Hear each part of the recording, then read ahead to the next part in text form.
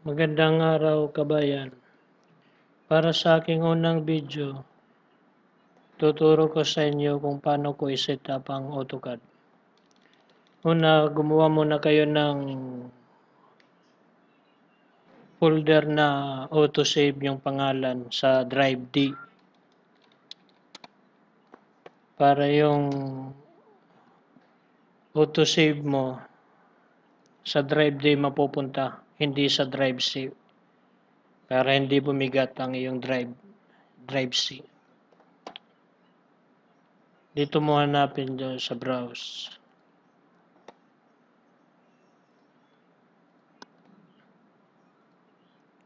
Yan, autosave. Apply mo. Yung sunod dito sa display. Ito, yung default ng AutoCAD, naka-check to eh. Yan o, dito sa kanan. Tsaka ito. May scroll. Yan, check mo lang yan para madagdagan ng lapad ng ano mo, drawing.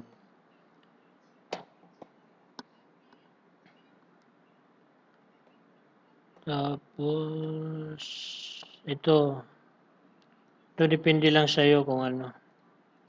Ito lang yan sa may cursor.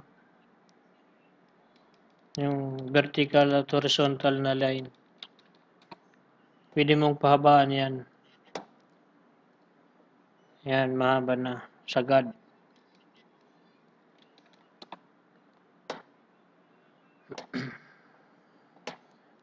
Sa kulay, 2D, gawin nating black. Kasi yung iba, gray. Yung crosshair kanina, pwede mong palitan na kulay. Ngayon, orange. Palitan natin ng crosshair. Gawin nating pula.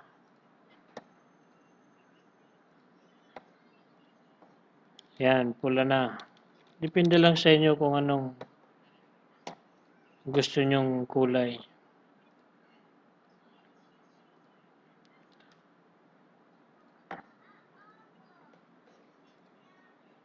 Tapos, itong command line.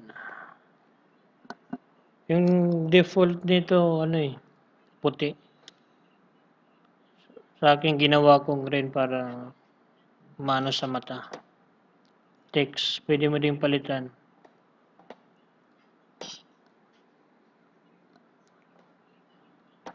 Open and save. Halimbawa ito, AutoCAD ko 2014.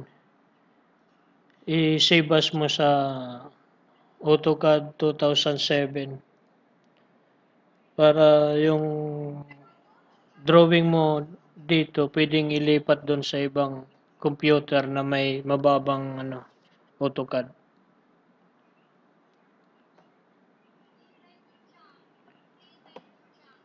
Tapos itong autosave. Sa akin ginawa kong 30 para hindi mayat maya mag-autosave.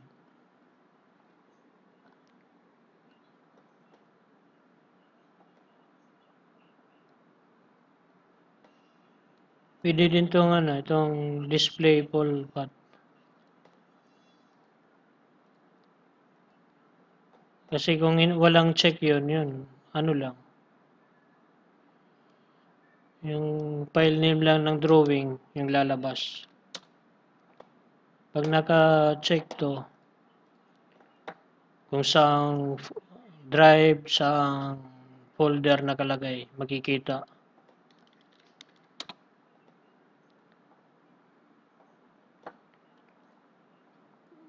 Lahat ng publish. Wala pa yan. Dito sa drafting.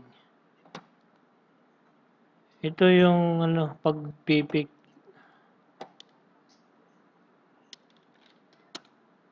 Yan, sobrang laki. Lagay lang natin sa gitna. At saka wag naman sobrang liit, di mo makakita yung ano. Yan, sobrang liit oh. Lagay lang natin sa gitna.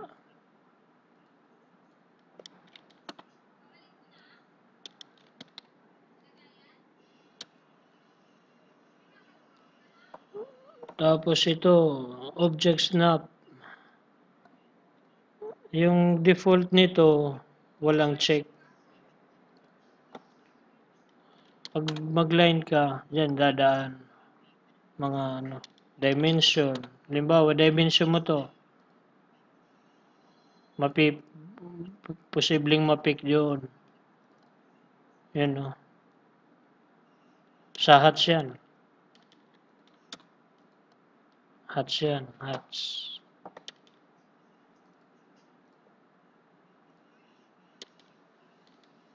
Ulitin natin. Tanggalin natin. Ayan o. I-check natin to. I-ignore yung ano, hats.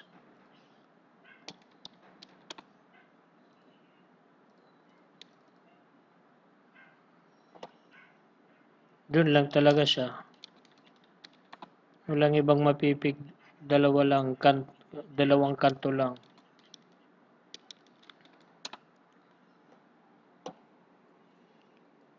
Tapos, wag muna to. Selection. Ito yung ano.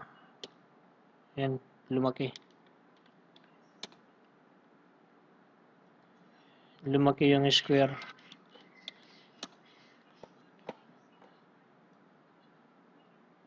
Pangit pag sobrang laki. Pangit din pag sobrang liit. Ayan o.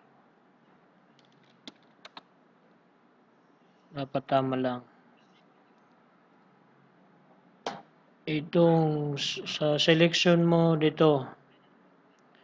Minsan nawawala lang talaga to na uncheck. Minsan sinasadya ng mga katrabaho mo, mga senior. Mapapansin mo yan, halimbawa,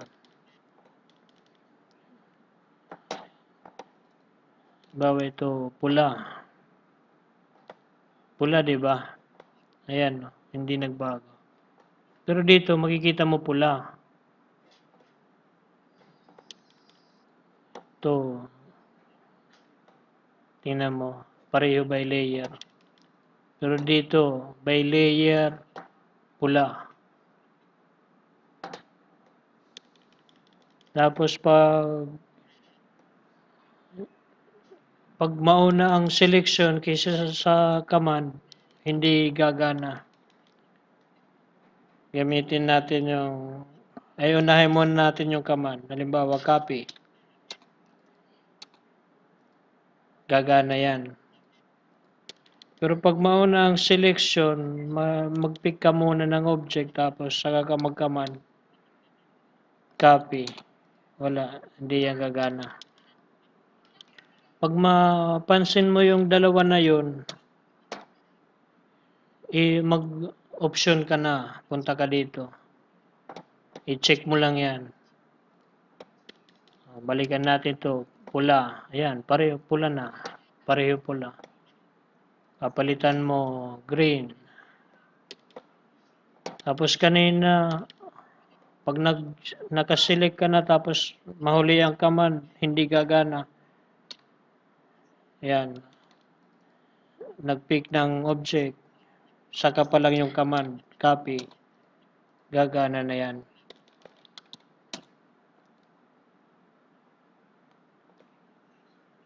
Ano pa? Ito. Naka-check ata itong dalawa sa ano eh. Yung default.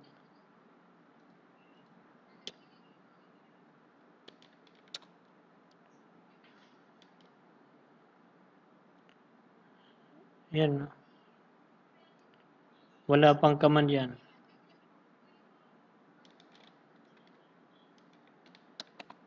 Pag may command ka na rin, ganun din.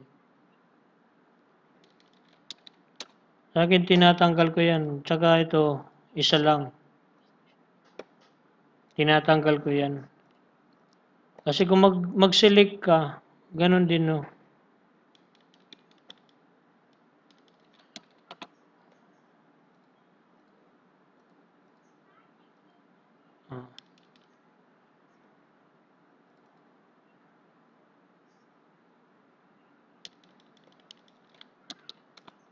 Mas maganda wala yan.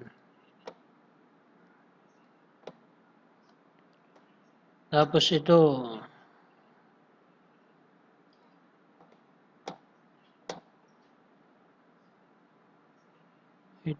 show grips within blocks. Gawa muna tayo ng blocks.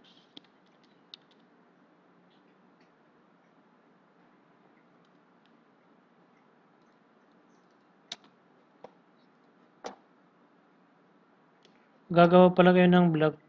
Palagi nyong gagawa ng base point.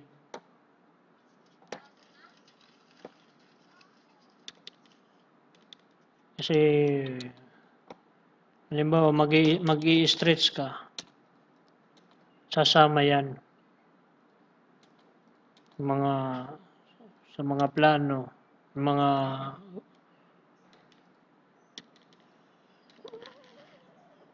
mga pinto, naka-block yan, dapat may point.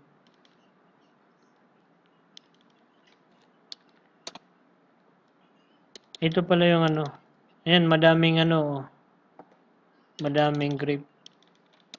Kasi naka-check yung Kung wala yon, walang check. Yung lang, base point lang ng block.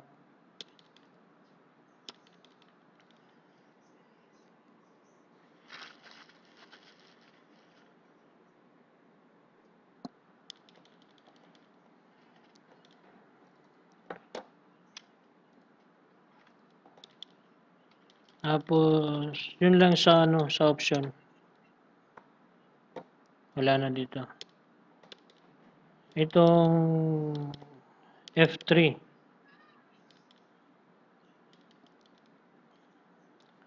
Di ba, pag nagda-dimension, nakikita niyo itong, yan, yung kulay green na square.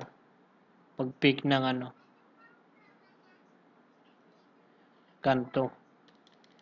Pag pag naka-off yan, F3, ipindutin ko F3.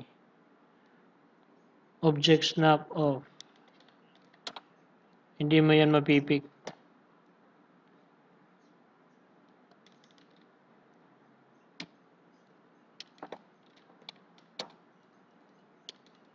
F7. Ito yung bagong bukas ka ng AutoCAD. Bagong file. May ganito, parang grid line.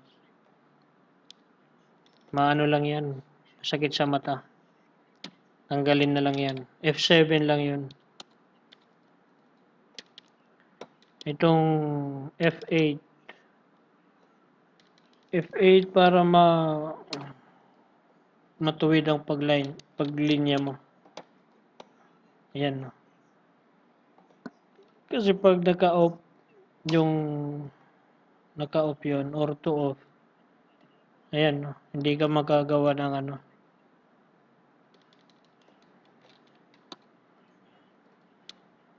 F10. Itong F10, polar on. Ginagamit to sa nagpla-plumbing, yung mga tubo na naka 45.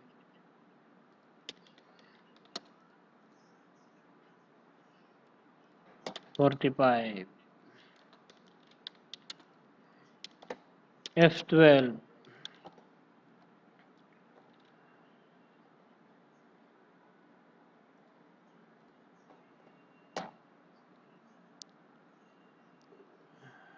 Yung default nito naka-check.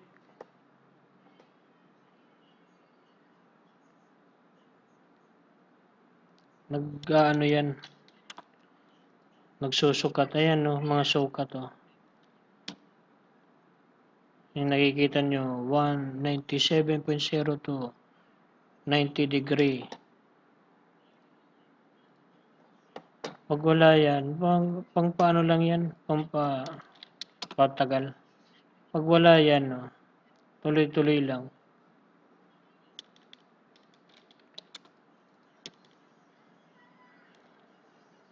Ganun muna. Dito muna. Iba naman yung sunod na video. Maraming salamat.